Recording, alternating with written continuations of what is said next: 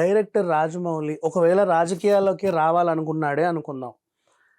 తన స్టేటస్‌కి అంటే for example ఇప్పుడు తన సినిమా ఓపెనింగ్‌కి జేమ్స్ కెమెరూన్‌నే తీసుకొస్తున్నాడు ఇక్కడికి.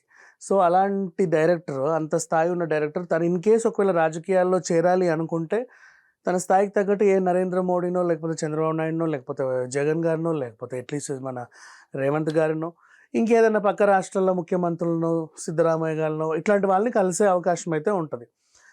మామూలు పొలిటికల్ లీడర్స్‌ని ఆయన కలవడం జరిగింది. అది కూడా వాళ్ళ పీఆర్ఓ ఎవరో సురేష్ పీఆర్ఓ అనే ఆయన తన ఇన్‌స్టాలో పోస్ట్ చేస్తే బాగా వైరల్ అయింది. ఇంతకు రాజమౌళి ఎందుకు పొలిటికల్ లీడర్స్‌ని కలవాల్సొచ్చింది అనుకుంటే,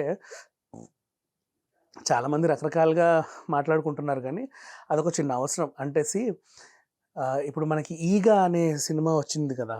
అది ఎక్కడ మన బౌరంపేట్ దగ్గర, ఏది బాచ్పల్లి సైడ్, నిజాంపేట్ ఆ ఏరియాలో ఒక చిన్న గేటెడ్ కమ్యూనిటీలో జరిగింది. ఇప్పుడు అక్కడ అది చాలా రోజులు జరిగింది. అక్కడ షూట్ చేసుకోవాలి అనుకుంటే, ఎలాంటి ఆటంకం రాకుండా మంచిగా జరగాలంటే ఆ లోకల్ పొలిటికల్ లీడర్స్‌తో కొంచెం మంచి సంబంధాలు ఉండాలి. ఈవెన్ ఎక్కడైనా ల్యాండ్ తీసుకొని ఏదైనా ఊర్లో షూట్ చేయాలన్నా, అంటే షూటింగ్ ఫర్ ఎగ్జాంపుల్ 30 రోజులు షూటింగ్ ఉంటది. 20 రోజులు ఎలాంటి ఆటంకం లేకుండా సాగినా కూడా లాస్ట్ 10 రోజులు ఏమన్నా ఇవ్వచ్చేమో తెలీదు, చెప్పలేం కదా! అట్లాంటిది రాజమౌళి గారి సినిమా, మళ్ళీ విత్ మహేష్ బాబు గారు అండ్ బయటి కంట్రీస్ నుంచి మన దగ్గరికి యాక్టర్స్ వస్తున్నారు. వాళ్ళ జాగ్రత్త మనకు చాలా ఇంపార్టెంట్. బయటి దేశం నుంచి యాక్టర్స్ వస్తున్నారు. ఇప్పుడు నిన్న బెంగుళూరులో అదేదో బాంబు పేలింది. చాలామంది ఉలికి పడ్డారు. ఏం జరగకుండా, ఎలాంటి గొడవలు జరగకుండా, ఆ కాలనీలో కూడా ఎలాంటి ఉద్రిక్తతలు జరగకుండా, షూటింగ్ జరిగినంత సేపు, జరిగినన్ని రోజులు ఈ టీము సుఖంగా, సంతోషంగా ఉంటూ తన పనిని పూర్తి చేసుకోవాలంటే ఆ లోకల్ లీడర్స్ అందరినీ కలిసి ఒక చిన్న మీటింగ్ పెట్టి, ఇలా పలానా ఏరియాలో మేము షూట్ చేయాలనుకుంటున్నాం, మీ అందరి సహాయ సహకారాలు కావాలి, మా హీరో ఇక్కడ ఉంటారు, మిగతా నటులు అక్కడ ఉంటారు, మేము ఇక్కడ ఉంటాం, మా యూనిట్ మొత్తం ఇలా ఉంటుంది, అండ్ మీ ఊరోళ్ళకు కూడా చెప్పండి, పొరపాటున ఎవరికైనా ఫోన్లో ఏదన్నా కనిపించినా తీసి లీక్ చేయకూడదు. ఈ మధ్య మళ్ళీ లీకింగ్ ఉంటాయి కదా, మీ ఊర్లో చేయబోతున్నాము, ఏ సీన్ అయినా సరే మీ వాళ్ళకి చెప్పండి, లీక్స్ చేయకండి, అండ్ మేము షూటింగ్ స్పాట్లోకి ఎవరన్నా వస్తే కెమెరాలు అలౌ చేయం, మా ఊర్లో తీసుకుంటూ మమ్మల్ని అలౌ చేయరు అని కొంతమంది వస్తారు. అలాంటి వాళ్ళు ఎవరన్నా ఉంటే కంట్రోల్ చేయండి.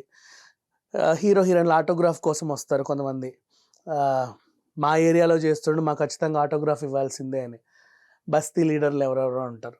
అట్లాంటి వాళ్ళు వస్తే కొంచెం కంట్రోల్ చేయండి. దయచేసి మా షూటింగ్ పూర్తయ్యేంత వరకు ఎలాంటి లీకులు ఉండొద్దు, మా యూనిట్ మెంబర్స్కి ఎలాంటి ఆటంకాలు ఉండొద్దు.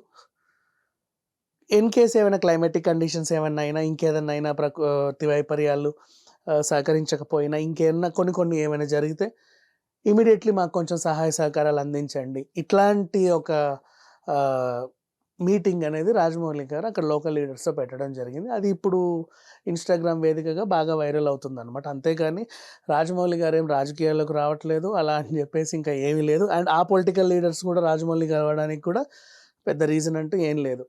మనం ఒక దగ్గరికి వెళ్ళి షూట్ చేస్తున్నాము అంటే, ఇప్పుడు పుష్ప సినిమాకి ఎన్ని లీకులు అయ్యాయి మనం చూసాం కదా.